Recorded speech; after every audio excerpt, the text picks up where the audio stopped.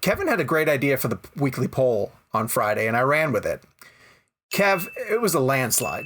You asked us, what is Chris Evans' best movie? And I'm going to give you a little bit of a hard time because of one movie that we left out. But I'm going to give you the 4 choices. I know which movie we left out that I kicked myself after I sent it to you. And then the movie is Snowpiercer, which is... that's not my choice. I thought we left out Knives Out. And I think we should have maybe included Knives Out. I was a little surprised we included Scott Pilgrim because, like, I don't think of Scott Pilgrim as a Chris Evans movie. I just like he's in it. By the way, but like he's in it and then he's out. I just sent you that text with the 4 first films that popped into my head. I mean, I didn't think about it too much. Yeah, nope, that's what I went with. I just copied and pasted right into that. All right, so the landslide winner was. You can really Captain tell how much America. care we put into this show. Captain America: The Winter Soldier. But I'll give you the other 3, and then you guys can. And then Kevin, I'm going to make you pick of the other 3 which one you think won. Scott Pilgrim, Sunshine, or Not Another Teen Movie? Scott Pilgrim. Scott Pilgrim did win, yes, with 11% and by the way, of the vote. See, Jake? Scott Pilgrim is actually one of his best performances. Scott Pilgrim is just as much of a Chris Evans movie as Knives Out is.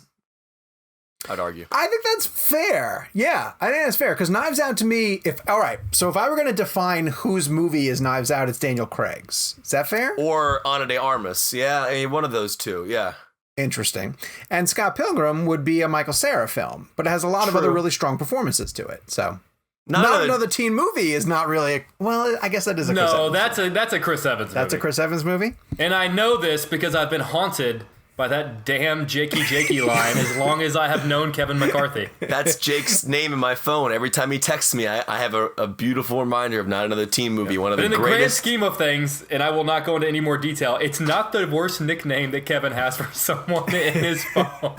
Oh, I know which one you're referring to. You know which one I'm It talking better not be me. God's sakes, if it's me, I'm going to be really upset. Oh, he doesn't even have you saved in his phone. Yeah, it's David Fincher. I have him in there as something funny. We text all the time. Considering that you did meet David Fincher and talk to him in a hotel hallway. I know we can't tell that story on the show, so there's really no point in bringing it up. But I tell that story at dinner parties so often, you have no idea. I want to just mention, too, that underneath the poll, once we posted it, somebody said, oh, what a skewered poll, like, to lean towards, like, of course you put a Marvel movie in there, everyone's going to vote Marvel.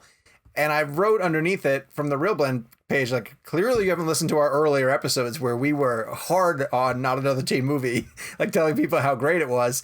I still think that's one of the commentary tracks that we should do eventually, because that movie is hysterical. There is I'd be very happy to revisit it. There's a line of dialogue in Not Another Teen Movie, and then we'll move on, that I think is truly one of the best lines that I've seen in a movie in forever. And it's Chris Evans. I've told this, I think, before. He walks up to the leading character on the show, this girl who's absolutely obsessed with him, the leading character of the show. I can't remember her name off the top of my head. And he's standing in line with her at the lunch in school.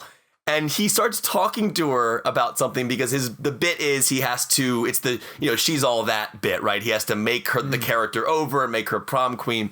So he goes up to her and he's like, starts talking to her, and she's like, wait, you haven't talked to me in 5 years. And he goes, actually, it's been more like 6, because the time you're referring to, I was saying hi to the person directly behind you. It was just such a specific line, and it's so mean that he actually, I just thought that line was brilliant. So I love the first time that they see her, when they pick that she's the one that has to go, that they have to do over for the prom queen, and they go, but she has paint on her overalls.